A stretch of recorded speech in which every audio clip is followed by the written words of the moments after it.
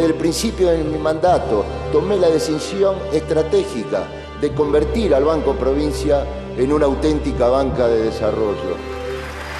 Banco Provincia, de tu lado. Buenos Aires, Gobernación Daniel Scioli. Hola, ¿qué tal? Bienvenidos. Nuevo micro, Economía y Finanzas. Hoy nuevamente programón. Tenemos como invitado al ingeniero Alejandro Petec. Es el actual presidente de la Agencia de Desarrollo Bragado, miembro y expresidente del Centro de Ingenieros Agrónomos de Bragado, de la Comisión Directiva de la Sociedad Rural de Bragado, miembro de la Asociación Argentina de Productores de Siembra Directa, APRESID, y justamente representante de APRESID en la Comisión Nacional de Biotecnología Agropecuaria, que es la CONABIA. Además de todo eso, bueno, es productor agropecuario, consultor, especialista en temas del sector. La verdad que tiene vastos antecedentes académicos que durante el programa lo iremos desarrollando y viendo, pero sobre todo muy buena persona, muy buen profesional, amigo, así que vamos a tenerlo acá para compartir con ustedes sus experiencias y en conjunto ir viendo las alternativas que tiene el sector y cómo lo está viendo.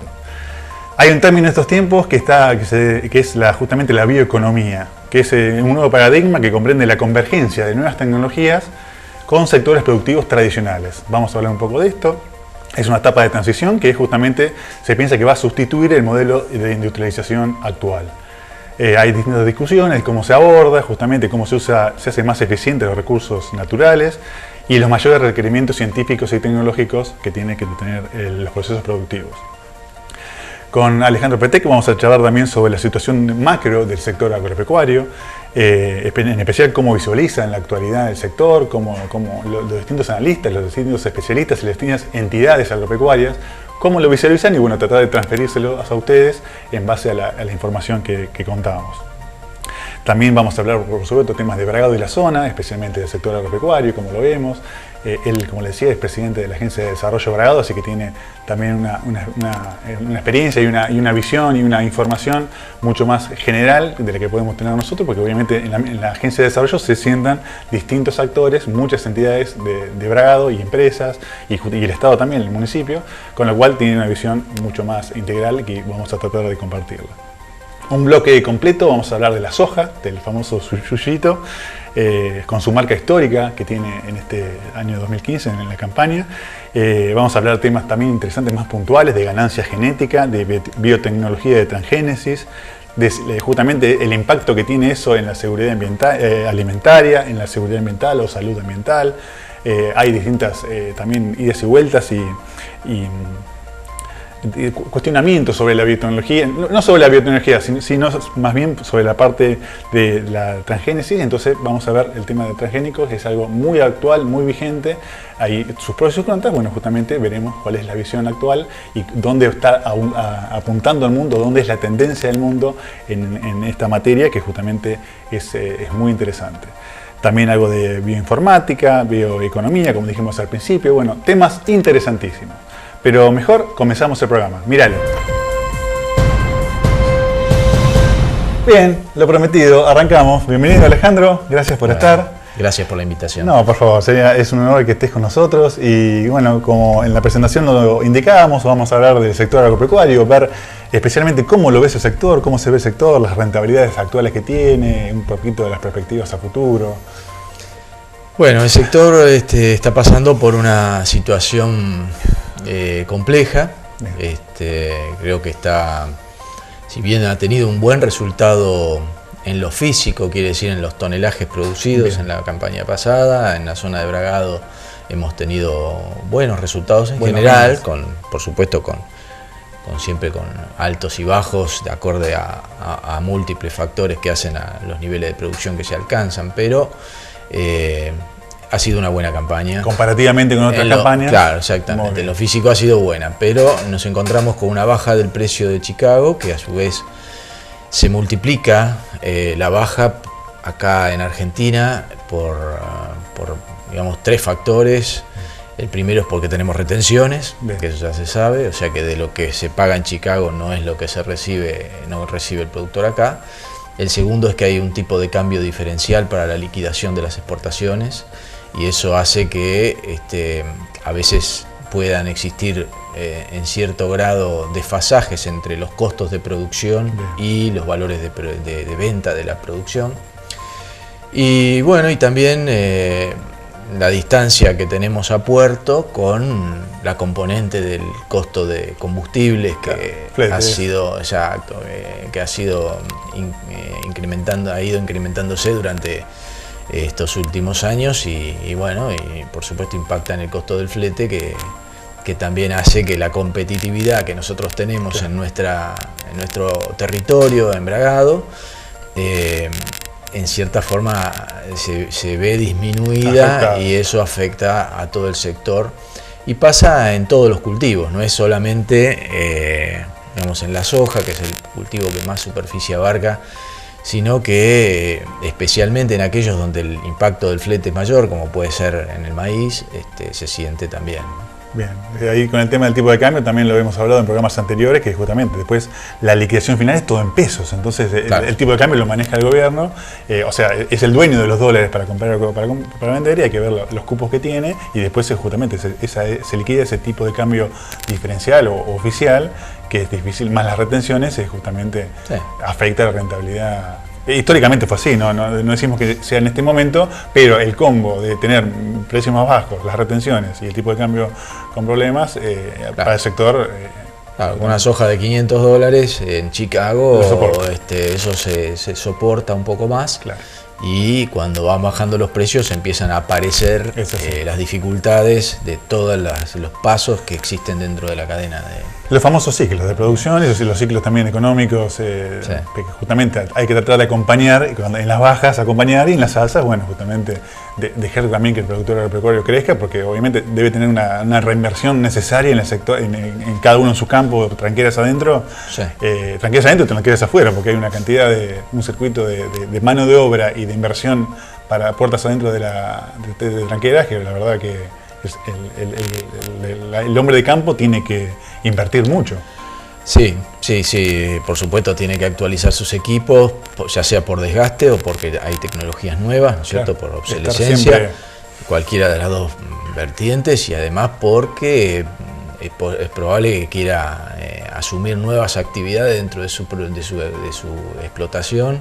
Bien. Y eso requiere nuevos equipos, puede ser por ejemplo mejorar su almacenaje o su acondicionamiento, o pueden ser maquinarias para lograr mejores siembras, mejores cosechas. Sí, hasta sus alambrados, o las cuestiones más básicas, como puede ser la estructura mínima que tiene que tener un campo. Perfecto. Sí. Y un tema que hablábamos hace unos días, el tema de los commodities, si es el tema del futuro, ¿no? O sea, estar tan atados a decir, estoy atado solamente al precio. ¿Hay alguna forma de mirar de eso? Sí, la verdad que está bueno eso, tenerlo presente. El productor de commodities en general tiene un objetivo principal, que es disminuir el costo por kilo producido. O sea, ese es como la actividad que hace un productor, es esa, tratar de disminuir el costo por kilo producido, porque él no puede modificar el precio de venta. Es lo que puede hacer. Claro, no es lo mismo que una persona que, por ejemplo, hace ropa, supongamos, que si hace una ropa que es más atractiva para el comprador, la puede pagar un poco más, un poco menos. Maneja el precio de venta. Puede manejar o a través de un local o a través de una serie de... En cambio, el productor agropecuario enfrenta a un mercado que es un mercado que se llama de competencia perfecta, o sea que es donde ofrecen muchos y también compran muchos, así que el precio es una cuestión dada, no puede hacer mucho por eso. Por supuesto, hay grados de calidad, pero son mínimos dentro de un commodity, por eso es un commodity.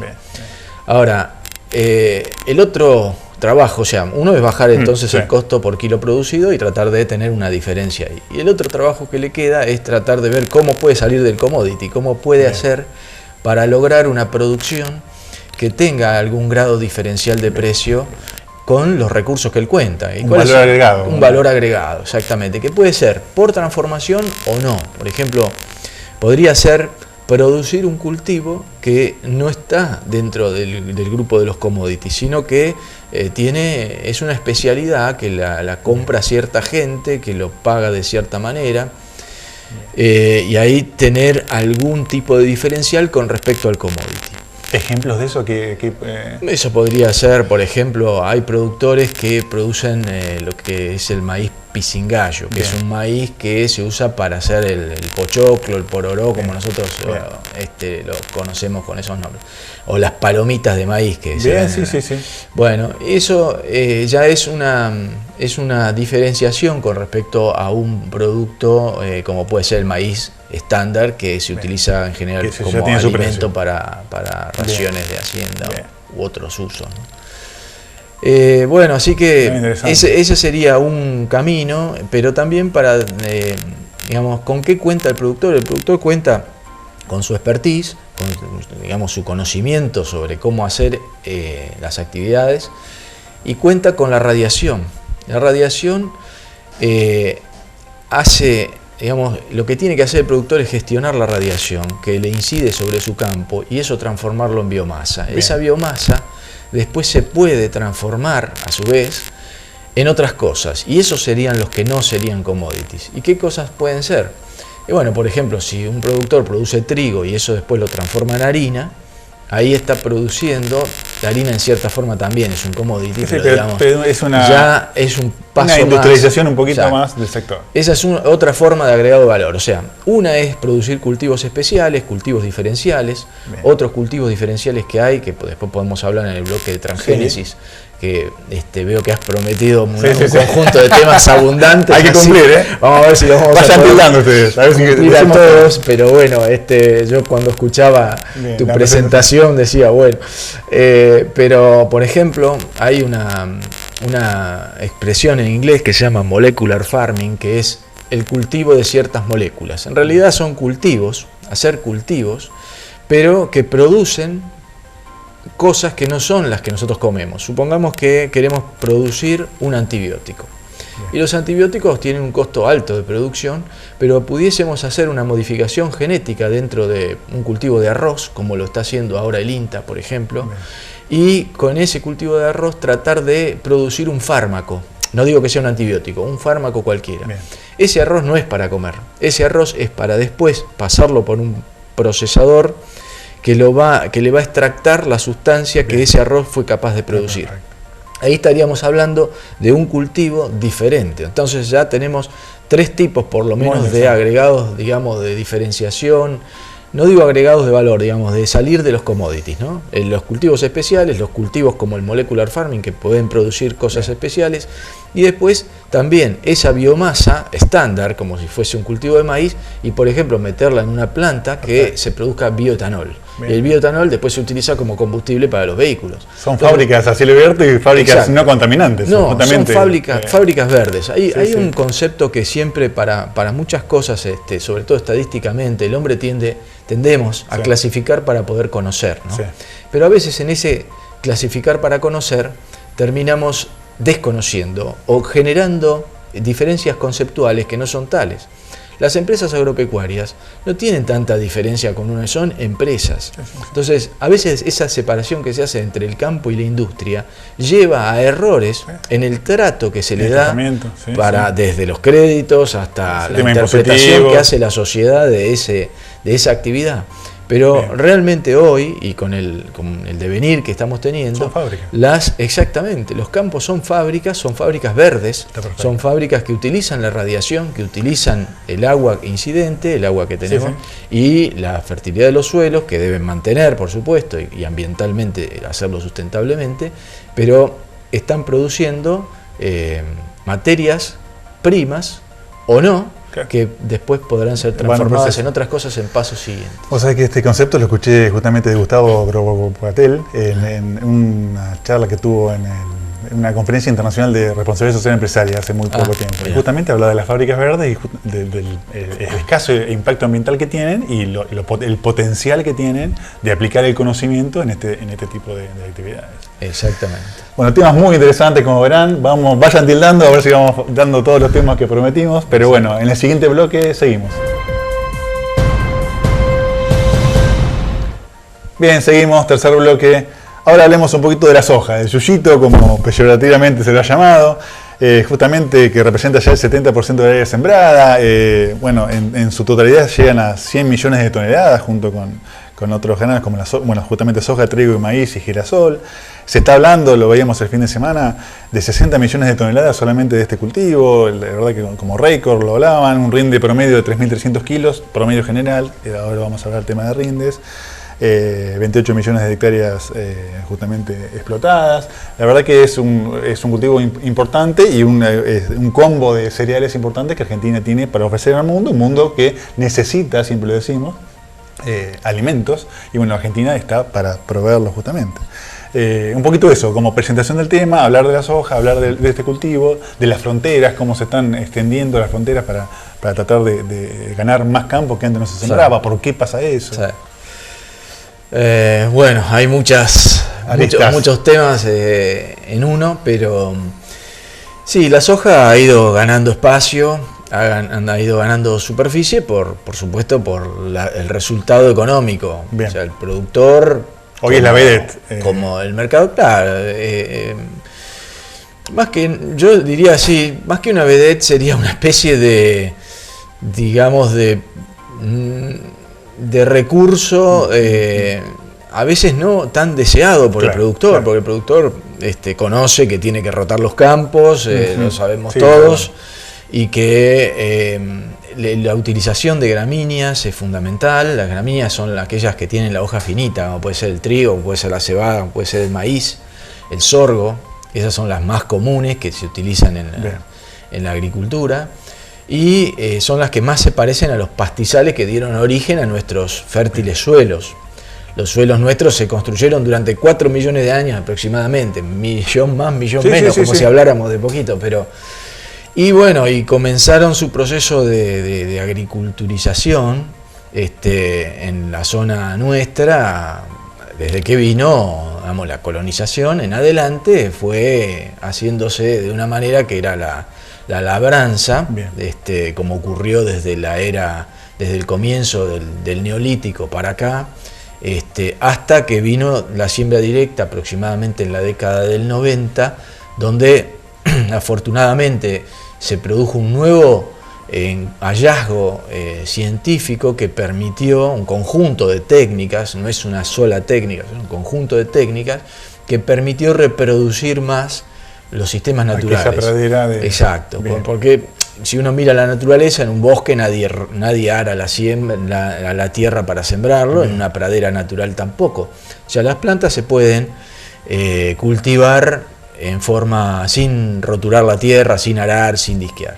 Bien. Eso ha sido una ventaja, pero lamentablemente la ventaja tendría que estar acompañada de, por ejemplo, la rotación de los cultivos, especialmente con gramíneas, como hablábamos antes, y este resultado económico que no es tan positivo y en algunos casos es negativo de los cultivos de gramíneas hace que el productor opte por encontrar el cultivo que le deja un cierto margen. Porque tiene rentabilidad y no rota, y bueno, un poco de desesperación también, ¿no? Sí, exacto. Necesidad de tener resultado, digamos, algún resultado. Y eso, bueno, tiene que ser moderado lo más posible por cada uno, por cada productor, tratando de hacer el esfuerzo que más pueda para incorporar gramíneas dentro de la rotación. Esa diversidad de la tierra lo necesita, justamente. Exactamente, sí.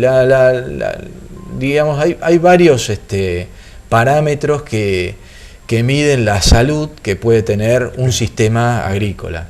Uno de ellos es la diversidad. O sea, cuando más cultivos de distintas familias y de distintos tipos estén involucrados en ese espacio de producción, mejor va a ser el resultado a largo plazo de los suelos. Antes, cuando existía la labranza, un productor no tenía más que ver cómo le entregaba a su hijo una tierra que en alguna medida la había degradado. Hoy tenemos herramientas de ese conjunto de técnicas vinculados a la siembra directa, pero que son la reposición de los nutrientes que van saliendo, el uso responsable de los fitosanitarios que se utilizan, la rotación de los cultivos, el manejo integrado de las adversidades que puedan tener, ya sean plagas, enfermedades o cualquier otra adversidad que pueda afectar a los cultivos. Ese manejo integral podría bien hecho, hacer que uno a sus hijos le pueda entregar un suelo mejor que el que recibió. Bien. Así que hoy el conocimiento está. Hacen falta, por supuesto, llegar a esos acuerdos mínimos para decidirnos a producir totalmente ajenos a veces a solo el resultado económico, ¿no? Poder hacerlo, no sé si ajeno, pero al menos poder hacerlo de forma exitosa en todos los sentidos, que uno es el económico. El mejorar justamente los rindes económicos tiene que ver también con el tema de ciertos cultivos tienen menor rentabilidad que otros, pero ¿cómo se puede? Tiene un costo, digamos. El mejorar esos rindes tiene un costo de que se entierra la tierra por el tema de fertilizantes, labores agrícolas.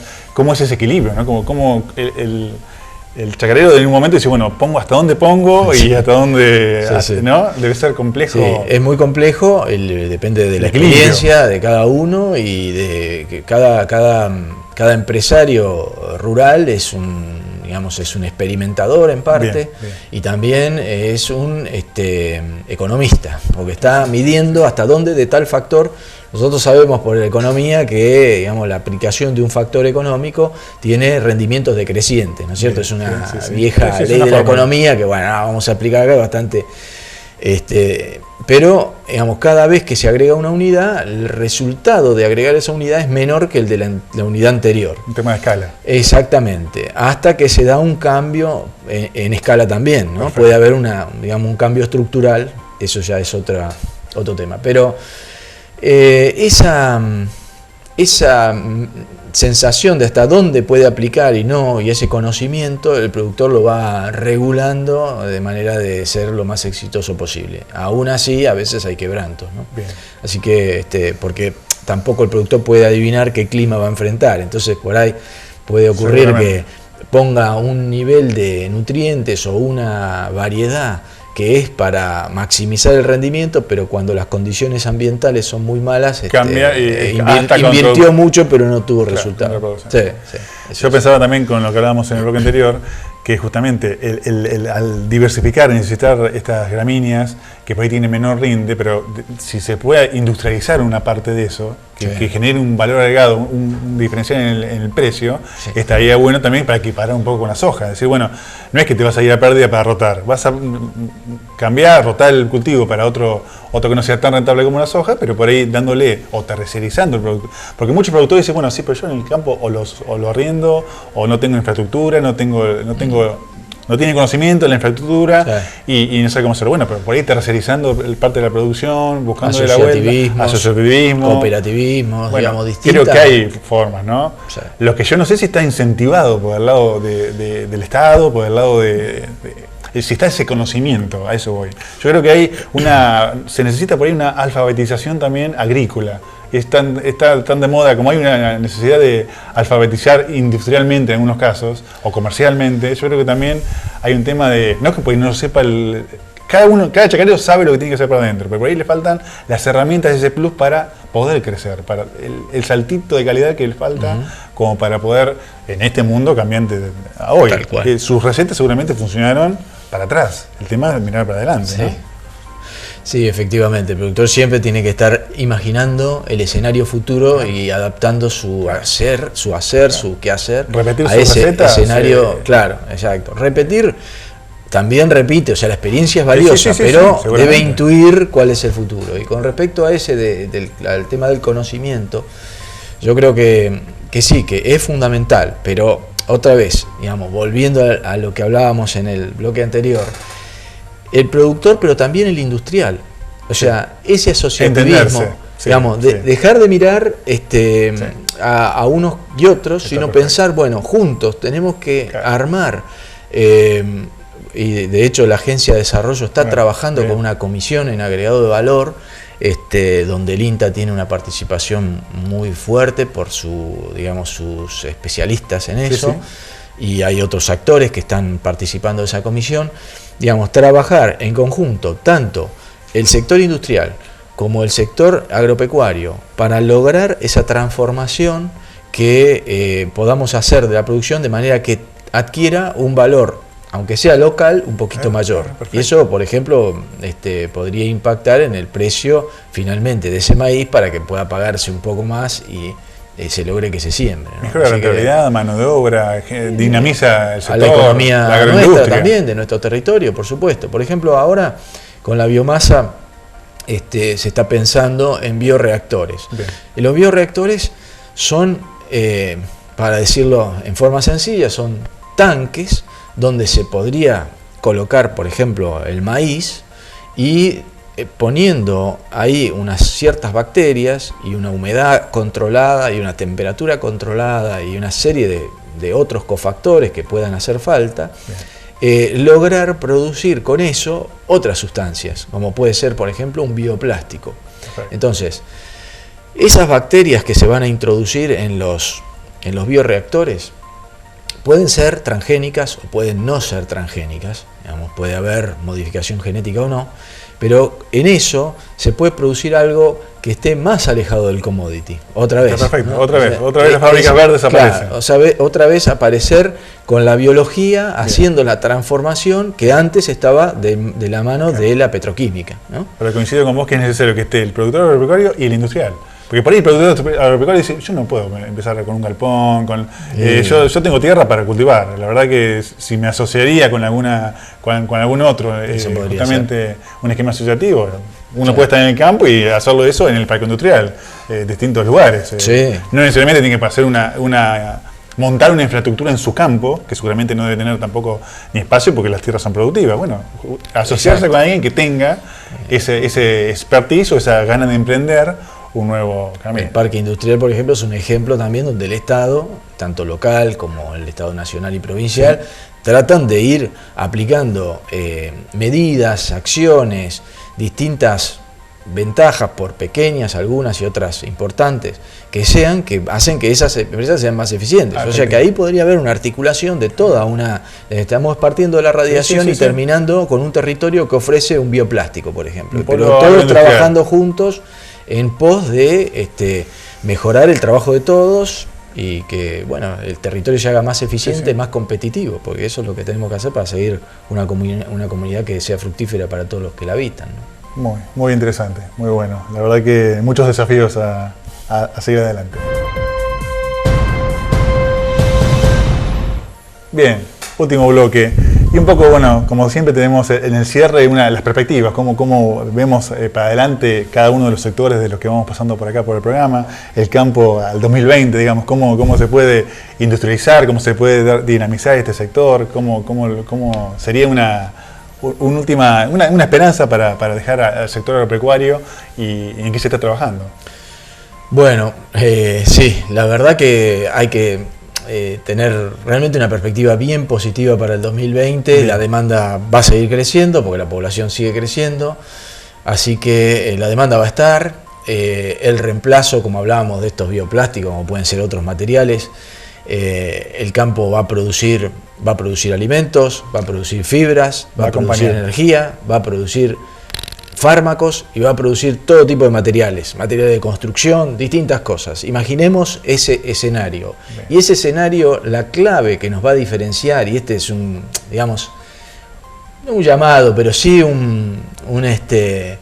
como me gustaría dar ánimo, especialmente a los jóvenes, que aborden el tema de lo biológico, de lo biotecnológico, que va a ser ese nexo entre esa radiación y ese producto final industrializado. O sea, el camino, me parece a mí, está por el lado del conocimiento.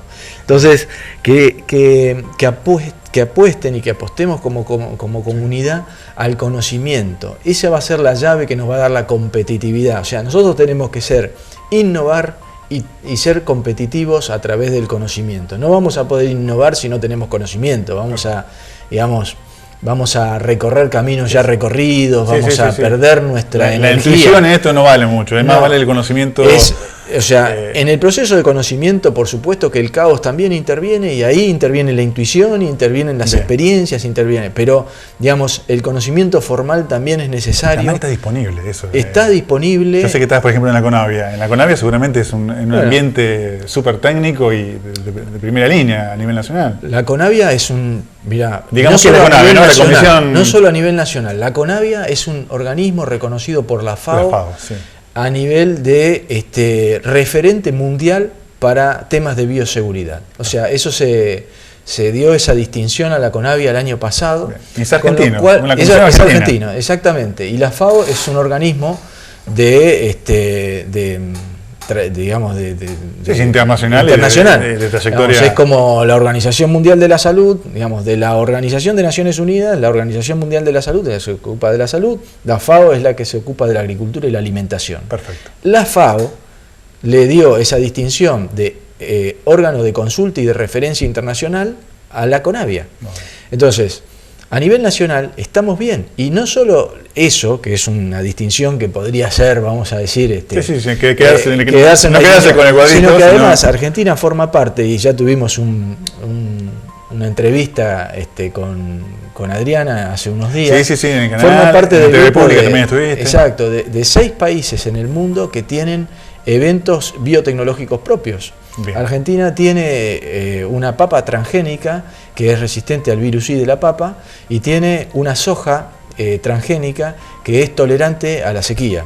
Bien. Y eso la tiene la patente la firma Tecnoplant, y el caso de la soja la tiene la firma Indear, que es una integración público-privada. Indear es una empresa público-privada que toma investigaciones tanto del CONICET o de distintos sectores, y las transforma en eventos que puedan ser comercializables desde la ciencia hacia el mercado. Perfecto.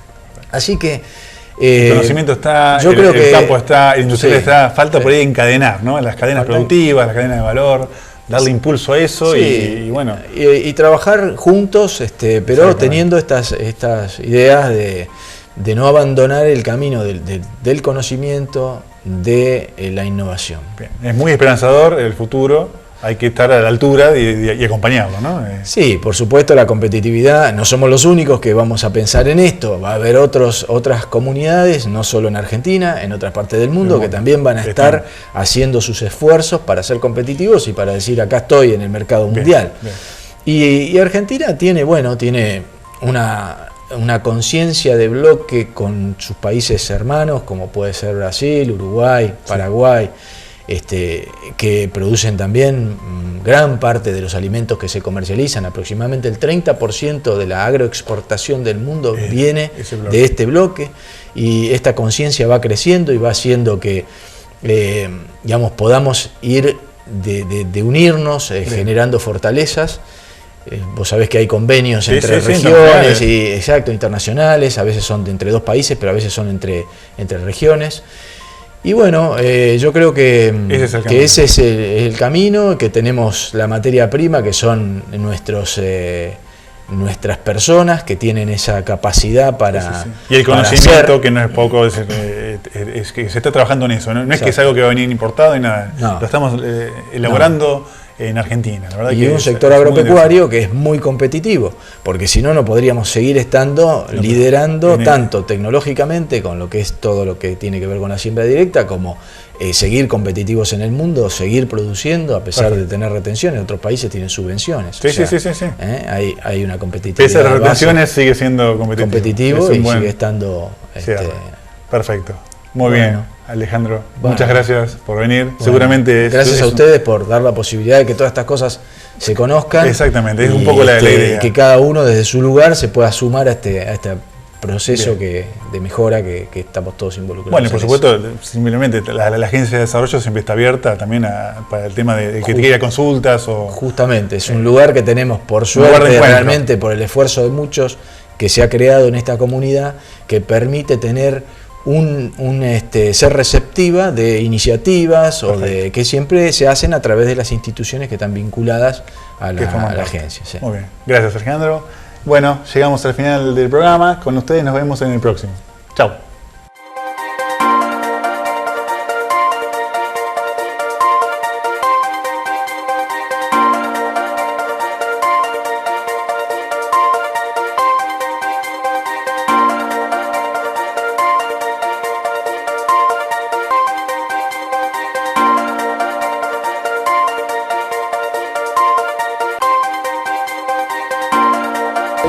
principio de mi mandato tomé la decisión estratégica de convertir al Banco Provincia en una auténtica banca de desarrollo. Banco Provincia, de tu lado. Buenos Aires, Gobernación Daniel Scioli.